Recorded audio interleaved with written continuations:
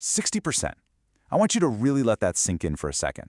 According to some incredibly extensive research from the Ken Blanchard companies, 60% is the staggering percentage of new teams that completely fail to hit their goals. Right? 3 out of 5 teams that are put together to solve a big problem, launch a new product, or drive a company forward, they literally fall short.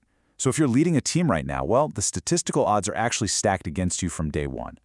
And honestly, the stakes are higher right now than ever before, mostly because of the immense external pressures your team members are dealing with. Economic stress is totally compounding this failure rate.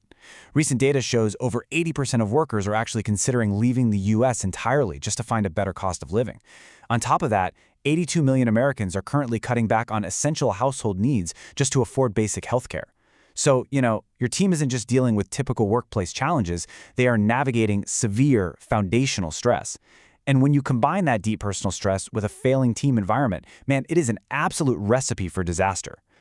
But welcome to this explainer. I am so thrilled to have you here today. Look, if you're leading a team, those numbers we just talked about might make you want to hide under your desk. But seriously, don't panic.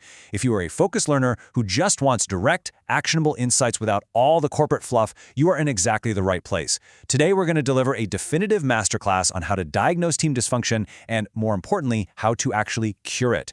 We're going to learn exactly how to engineer the specific habits and frameworks required to turn failing, fractured teams into unstoppable, high-performing units. Okay, let's dive into this. Here is our clear roadmap for today. First, we'll diagnose the teamwork crisis. Then we'll deconstruct the anatomy of high performance and introduce the care equation.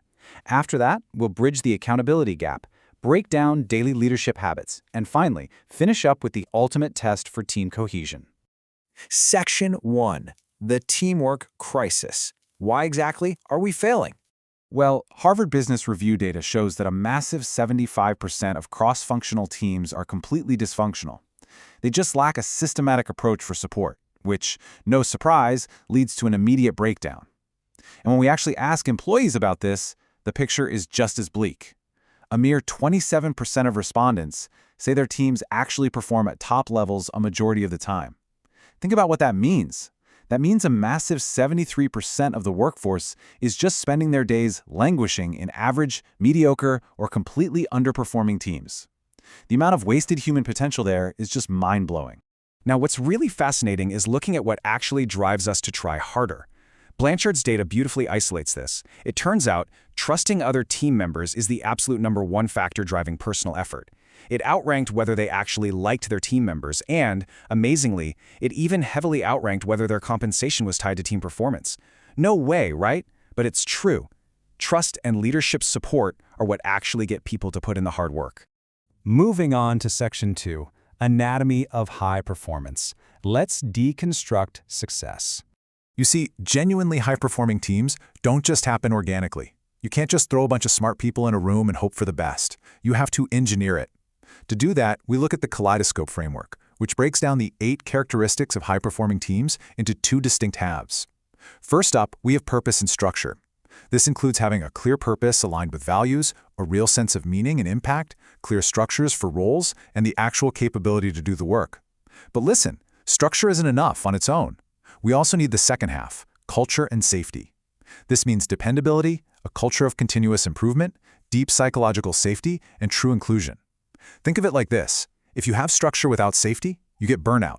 If you have safety without structure, well, you just have a really nice social club.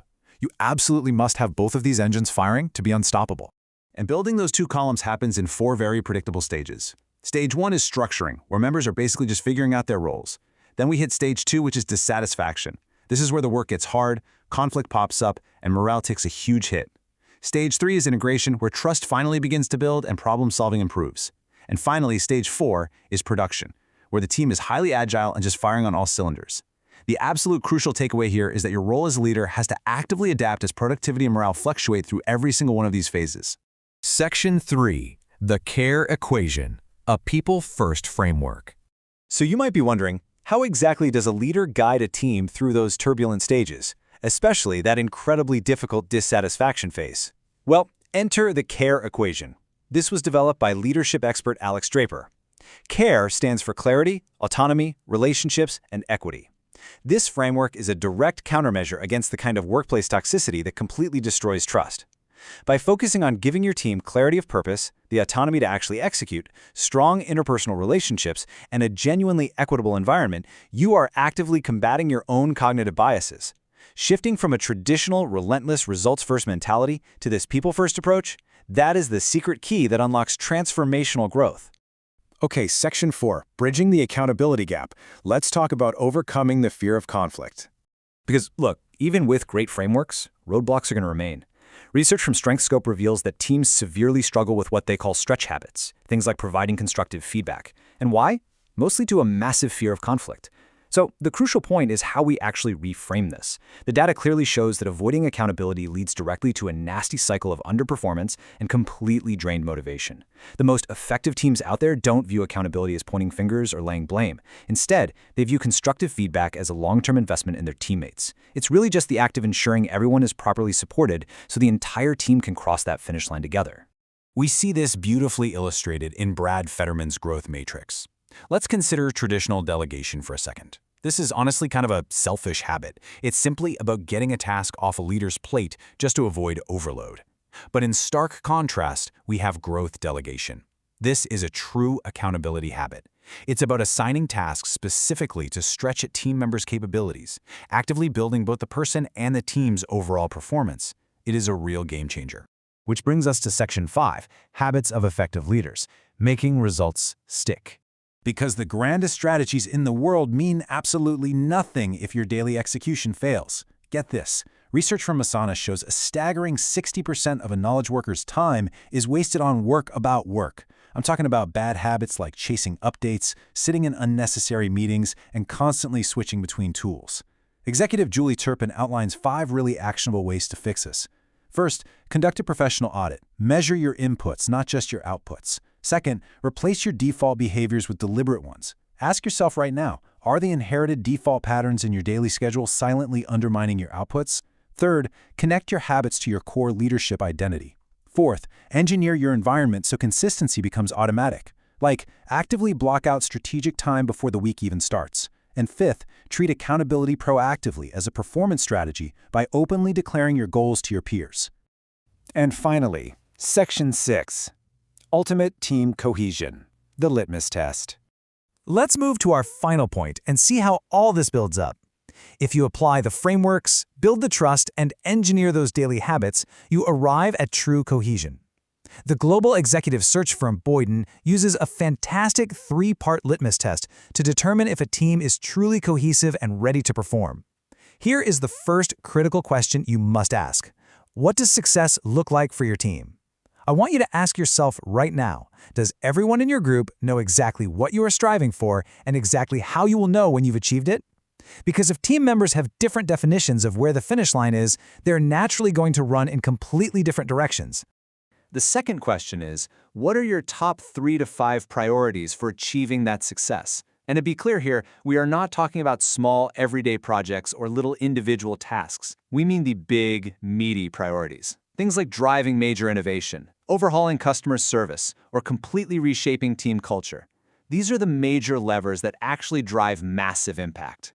And the final question, what behaviors and practices must you hold each other accountable to? You simply cannot achieve those big priorities unless the team operates with lockstep values. What are your rules of engagement for how you treat each other? How do you handle conflict? And how do you ensure everyone performs at their absolute best? This all brings us to a really provocative thought that summarizes the Boyden philosophy. How quickly can your team answer these? Seriously, if you ask your team those 3 questions today, they shouldn't need a whole afternoon to think about it. If they cannot answer you clearly and uniformly in 15 seconds, well, your team lacks alignment. And if that's the case, it is time to go back and actively apply the CARE framework, those accountability habits, and the communication tools we just explored. Because a team that knows exactly where they are going and inherently trusts the people running beside them, that is a team that literally cannot be stopped. Thank you so much for joining me for this explainer, and I challenge you, go ask your team those 3 questions today.